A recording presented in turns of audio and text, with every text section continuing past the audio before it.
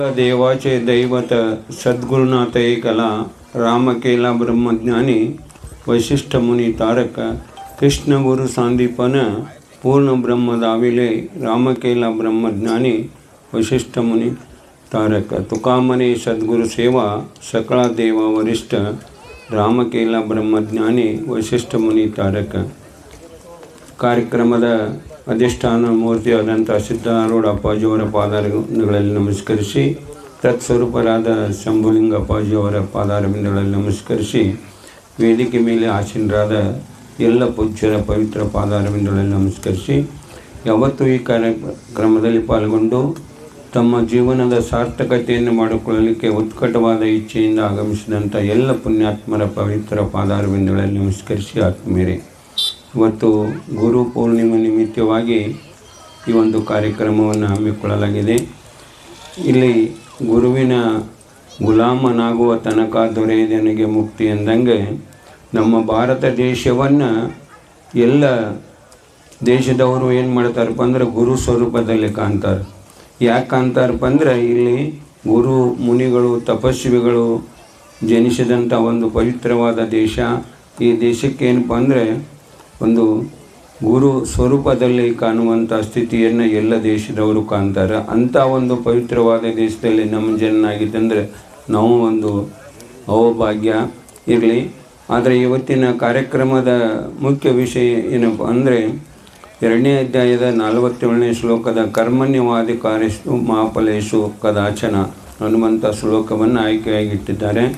ಇಲ್ಲಿ ಅರ್ಜುನನಿಗೆ ಕರ್ಮದ ಬೋಧನೆಯನ್ನು ಮಾಡುವ ಹೊತ್ನ್ಯಾಗ ಅರ್ಜುನಿಗೆ ಶಂಕೆ ಬರ್ತೈತಿ. ಇಲ್ಲಿ ಕರ್ಮವನ್ನು ಮಾಡು ಅಂತೇಳಿ ಬೋಧನೆ ಮಾಡುವ ಹೊತ್ನ್ಯಾಗ ಅದರ ಜೊತೆ ಫಲ ಅಪೇಕ್ಷೆಯನ್ನು ಮಾಡಬೇಡ ಅಂಥೇಳಿ ಅರ್ಜುನನಿಗೆ ಭಗವಂತ ಬೋಧನೆಯನ್ನು ಮಾಡಿದಾಗ ಅವನಿಗೇನಾಗ್ತೈತಪ್ಪ ಅಂದರೆ ಒಮ್ಮೆ ಕರ್ಮವನ್ನು ಮಾಡು ಅದರ ಜೊತೆ ಫಲವನ್ನು ಬಯಸಬೇಡ ಅನ್ನುವಂಥ ಸಂದೇಶವನ್ನು ಹೇಳಿದಾಗ ಅವನಿಗೂ ಕೂಡ ಶಂಕೆ ಆಗ್ತೈತಿ. ಆದರೆ ಅವನ ಶಂಕೆಯನ್ನು ನಿವಾರಣೆ ಮಾಡುವ ಸಲುವಾಗಿ ಭಗವಂತ ಅನೇಕ ರೀತಿಯಲ್ಲಿ ಅರ್ಜುನನ ಮೋಹವನ್ನು ಹೋಗಲಾಡುವ ಸಲುವಾಗಿಯೇ ಗೀತಾ ಬೋಧ ಮಾಡಿದ್ದೈತಿ. ಅದಕ್ಕಲ್ಲಿ ಭಗವಂತ ಏನು ಹೇಳ್ತಾನಪ್ಪ ಅಂದರೆ, ಅರ್ಜುನ ನೀ ಕರ್ಮವನ್ನು ಮಾಡು, ಆದರೆ ಕರ್ಮದ ಫಲ ಅಪೇಕ್ಷೆಯನ್ನು ಮಾಡಬೇಡ.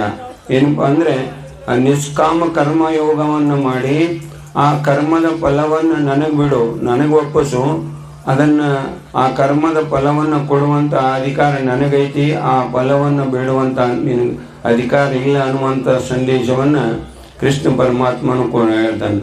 ಆದರೆ ಲೌಕಿಕದೊಳಗೂ ಕೂಡ ಆ ಕರ್ಮದ ವಿಚಾರವನ್ನು ಮಾಡಿದಾಗ ಒಬ್ಬ ರೈತನಲ್ಲಿ ಕೂಲಿ ಕೆಲಸಕ್ಕೆ ನಾವು ಹೋದಾಗ ಆ ರೈತ ನಾವು ಆ ಕೆಲಸವನ್ನು ಮಾಡಿದಾಗ ನಮಗೆ ಆ ಕೆಲಸದ ಒಂದು ಪಗಾರ ಕೊಟ್ಟ ಅಂದರೆ ಆ ರೈತನಲ್ಲಿ ನಮಗೂ ಕೂಡ ಏನೈತಪ್ಪ ಅಂದ್ರೆ ಯಾವ ಥರದ ಒಂದು ಬಿಡೆ ಅಥವಾ ಉಪಕಾರದ ಸ್ಮರಣೆ ಒಳಂಗಿಲ್ಲ. ಪಗಾರ ತಗೊಂಡು ಕೆಲಸ ಮಾಡಿದ್ದೀವಿ ಅಂದರೆ ಅವನಲ್ಲಿ ಏನಪ್ಪ ಅಂದರೆ ಆ ಫಲದ ಅಪೇಕ್ಷೆಯನ್ನು ನಾವು ಪಡೆದಿರ್ತೀವಿ.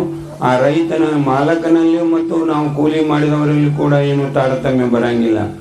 ಅದೇ ಒಂದು ಕರ್ತವ್ಯವನ್ನು ನಾವು ಯಾವ ಫಲದ ಅಪೇಕ್ಷೆ ಇಲ್ಲದೆ ಸಹಜವಾಗಿ ನಮ್ಮ ಕರ್ತವ್ಯವನ್ನು ನಾವು ಮಾಡಿ ಯಾವ ಫಲ ಅಪೇಕ್ಷೆಯನ್ನು ಬೇಡಲಾರ್ದ ಬಂದೀವಂದ್ರೆ ಅಲ್ಲೇನು ಮಾಡ್ತಾನಪ್ಪ ಅಂದ್ರೆ ಮಾಲಕ ನಾವು ಬಯಸಿದ್ದಕ್ಕಿಂತ ಹೆಚ್ಚು ನಮಗೆ ಒಂದು ಫಲವನ್ನು ಕೊಟ್ಟು ಕಳಿಸ್ತಾನೆ. ಅದೇ ಒಂದು ದ್ಯೋತಕವಾಗಿ ಇಲ್ಲಿ ಫಲದ ಅಪೇಕ್ಷೆ ಇಲ್ಲದೆ ಕಾರ್ಯವನ್ನು ಮಾಡಿದೀವಿ ಅಂದರೆ ಏನಾಗ್ತೈತಪ್ಪ ಅಂದ್ರೆ ಭಗವಂತನಿಗೆ ಪ್ರೀತಿ ಪಾತ್ರ ಆಗ್ತೀವೋ. ಅದಕ್ಕಿಲ್ಲಿ ಫಲ ಅಪೇಕ್ಷೆ ಇಟ್ಕೊಂಡು ಮಾಡುವಂಥದ್ದು ಏನೈತಪ್ಪ ಅಂದ್ರೆ ಅದು ಕೀಳವರ್ತಿ ಆಗ್ತೈತಿ. ಫಲದ ಅಪೇಕ್ಷೆ ಇಲ್ಲದೆ ನಿಷ್ಕಾಮ ಭಾವನೆಯಿಂದ ಕರ್ಮವನ್ನು ಮಾಡೋದೇ ನಮ್ಮ ಕರ್ತವ್ಯ ಅನ್ನುವಂಥ ಒಂದು ಪವಿತ್ರವಾದ ಭಾವನೆಯಿಂದ ಕರ್ಮವನ್ನು ಮಾಡಿದ್ವಿ ಅಂದರೆ ಆ ಫಲ ಇಷ್ಟೇ ಐತಿ ಅನ್ನೋದಕ್ಕೆ ಅದಕ್ಕೆ ಬೆಲೆ ಕಟ್ಟಕ್ಕೆ ಸಾಧ್ಯ ಇಲ್ಲ.